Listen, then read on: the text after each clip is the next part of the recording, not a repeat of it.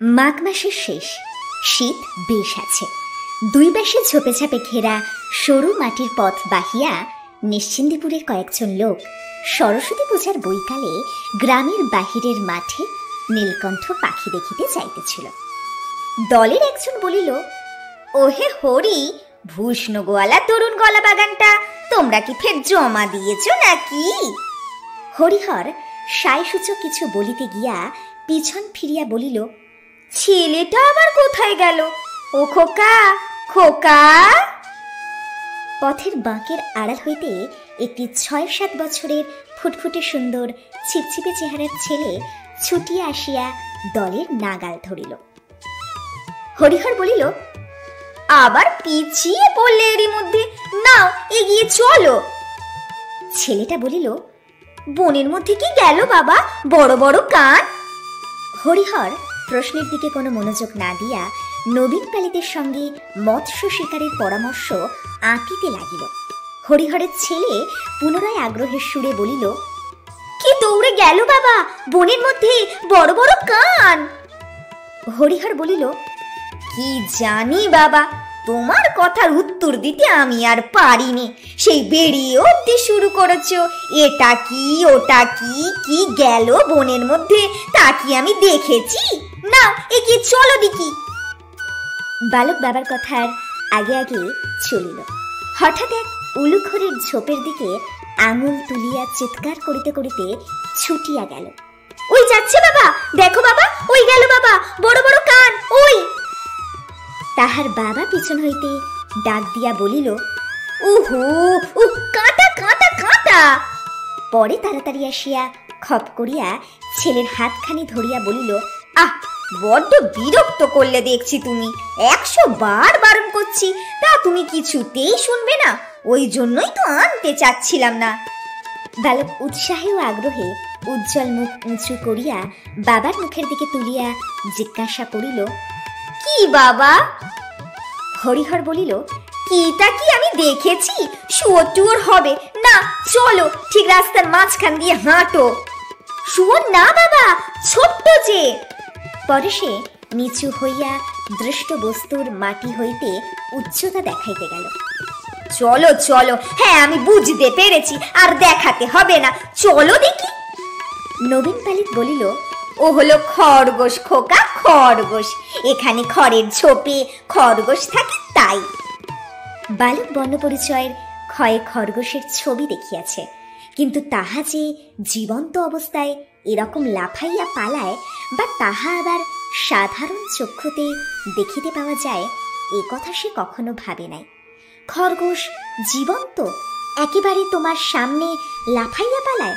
ছবি না, কাঁচের পুতুল না, একেবারে কান খাড়া সত্যিকারের খরগোশ। এইরকমই ভাট গাছ বইচি গাছের ঝোপে জল মাটির তৈরি নশ্বর পৃথিবীতে এ ঘটনা কি করিয়া সম্ভব হইল, বালক তাহা কোনো মতেই ভাবিয়া ঠাহর করিতে পারিতেছিল না। সকলে বনে ঘেরা সরু পথ ছাড়াইয়া মাঠে পড়িল। মাঠের মধ্যে বেড়াইতে বেড়াইতে নবীন পালিত মহাশয় একবার এই মাঠের উত্তর অংশের জমিতে শাক আলু চাষ করিয়া কিরূপ লাভবান হইয়াছিলেন সে গল্প করিতে লাগিলেন। ক্রমে তাহা হইতে বর্তমানকালের দুর্মূল্যতা, আশারুর বাজারের কুণ্ডুদের গোলদারি দোকান পুড়িয়া যাইবার কথা, গ্রামের দিনু গাঙ্গুলির মেয়ের বিবাহের তারিখ কবে পড়িয়াছে প্রভৃতি বিবিধ আবশ্যকীয় সংবাদের আদান প্রদান হইতে লাগিল। হরিহরের ছেলে বলিল, নীলকণ্ঠ পাখি কই বাবা? এই দেখো, এখন বাবলা গাছে এক্ষুনি এসে বসবে।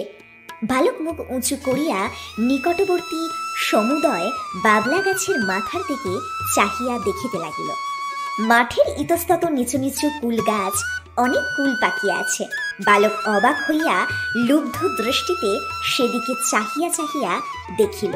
কয়েকবার কুল পাড়িতে গিয়া বাবার বকুনিতে তাহাকে নিবৃত্ত হইতে হইল। হরিহর বলিল, কুঠি কুঠি বলছিলে? ওই দেখো খোকা, সাহেবদের কুঠি দেখছ? নদীর ধারের অনেকটা জায়গা জুড়িয়া সেকালের কুঠিটা প্রাগৈতিহাসিক যুগের অতিকায় হিংস্র জন্তুর কঙ্কালের মতো পড়িয়াছিল। বালক অবাক হইয়া চারিদিকে চাহিয়া চাহিয়া দেখিতেছিল। তাহার 6 বৎসরের জীবনে এই প্রথম সে বাড়ি হইতে এত দূরে আসিয়াছে। এতদিন ন্যাড়াদের বাড়ি, নিজেদের বাড়ির সামনেটা বড়জোর রানু দিদিদের বাড়ি, ইহাই ছিল তাহার জগতের সীমা। এতদিন কেবল তাহার পাড়ার ঘাটে মায়ের সঙ্গে স্নান করিতে আসিয়া সে স্নানের ঘাট হইতে আবছায়া দেখিতে পাওয়া কুঠির ভাঙা জাল ঘরটার দিকে চাহিয়া চাহিয়া দেখিত। আঙুল দিয়া দেখাইয়া বলিত, মা, ওদিকে কি সেই কুঠি?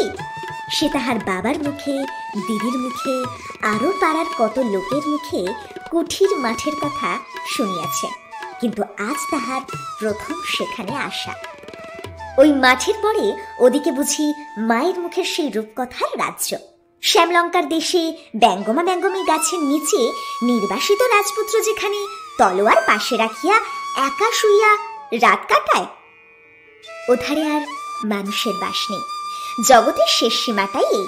ইহার পর হইতেই অসম্ভবের দেশ, অজানার দেশ শুরু হইয়াছে। বাড়ি ফেরিবার পথে সে পথের ধারের একটা নিচু ঝোপ হইতে একটা উজ্জ্বল রঙের ফলের থলো ছিঁড়িতে হাত বাড়াইল। তাহার বাবা বলিল, হাত দিও না, হাত দিও না, আলকুশি আলকুশি। কি যে তুমি করো বাবা, বড্ড জ্বালালে দেখছি, আর কোনোদিন কোথাও নিয়ে বেরোচ্ছি নে, বলে দিলাম। এক্ষুনি হাত চুলকে হাতে ফসকা হবে। পথের মাঝখান দিয়ে এত করে বলছি হাঁটতে, তা তুমি কিছুতেই শুনবে না। হাত চুলকবে কেন বাবা? হাত চুলকবে, বিষ বিষ। আলকুশিতে কি হাত দেয় বাবা? শুঁয়ো ফুটে রিরি করে জ্বলবে এক্ষুনি, তখন তুমি চিৎকার শুরু করবে। গ্রামের মধ্যে গিয়া হরিহর ছেলেকে সঙ্গে করিয়া খিড়কির দৌড় দিয়া বাড়ি ঢুকিল।